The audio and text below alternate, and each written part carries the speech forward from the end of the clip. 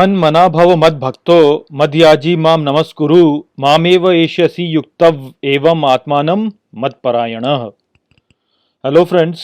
Friends, this is the 34th shlok of the 9th chapter of Bhagavad Gita, and today we will understand this shlok in detail. So let's first go over its meaning. So the shlok says Man mana bhav mad bhakto, which means think of me, become my devotee.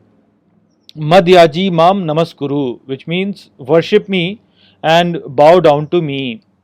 Mameva eshyasi yuktavevam, which means you will become attached to me. Therefore, atmanam mat parayana, which means devote your mind to me. So, this is the last shlok of the 9th chapter of Bhagavad Gita. And Shri Krishna is ending the 9th chapter of Bhagavad Gita by telling Arjun that you should think of me, become my devotee, worship me, and bow down to me. And if you were to do this, then you will become attached to me, and this attachment is what will lead to your liberation. Therefore, devote your mind to me. So, basically, the statement over here that Shri Krishna is making is that throughout our life, we should be devoted to Shri Krishna and Shri Krishna alone. So, in all our aspects of life, we should try to join ourselves to Shri Krishna. And if we were able to do that, then we will become free and we will attain the supreme position. So, this message as such is pretty simple, that we have to always think of Shri Krishna, but we are not really able to do this. It's not that easy as it sounds, and most of the times we are not really thinking about him. We are basically thinking of something else. I mean, you can look at your own behavior also in your daily life. How many times do you really spend time thinking about Shri Krishna? Very little time you actually spend doing that. So, and this is something which is there in Islam also, wherein they say that you should perform the namaz 5 times a day. So the idea basically is the same, that you should keep thinking about the Supreme Lord, and if you were to do that, then you will become attached to Him. So that is basically what is being stated over here. But people don't really are able to do that. Even when people are thinking about Sri Krishna, they are not really thinking about Him.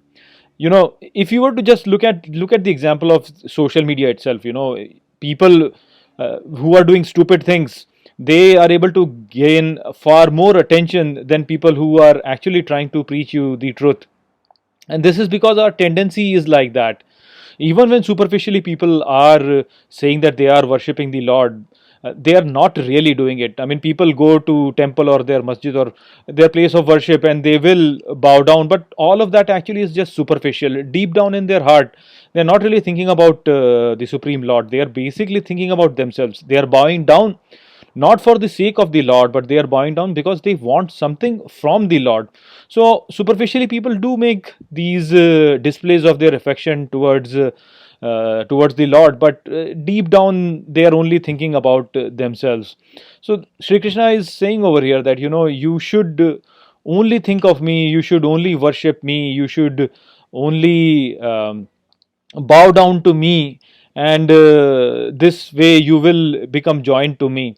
So what it actually means is that you are basically losing yourself, you are sacrificing your own identity, and you are dedicating all of that to the Supreme Lord.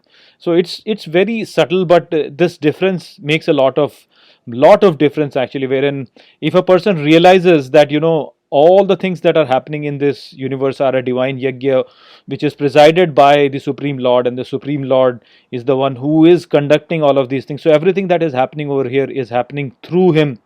When a person realizes this, then that person does not really feel any need to act for himself. He then starts to act in a manner wherein he's doing everything for the sake of the Lord, and that is what is meant over here by bowing down to Him, by worshipping Him. It doesn't really mean that just go and worship in the temple or perform a namaz in that sense. It basically means that all your actions are for Him. at all times. You understand that you are not really acting for yourself, you're acting for him. So if this way you will start to do, then you will basically become attached to the divine, and when you'll do that, then of course you will attain Shri Krishna. So worshipping means working for him. By bowing down to him means submitting to his will. By thinking about him means that we are motivated to serve him all the time. We are always thinking of him in that sense. It doesn't really mean that you should always stay in the temple, or you should always stay in the mosque, or you should be worshipping him like that. All your actions should be such that they are motivated to please the divine. When you'll do that, then is when you will become attached to him, and you will get to him. So that was the message of this shlok. I hope that I have explained this shlok well to you. With that, we have completed the study of all the shloks of chapter 9. Now I'll present to you the summary of the chapter in the next video. So with that, I'll close this video. I'll see you all in the next video. Take care.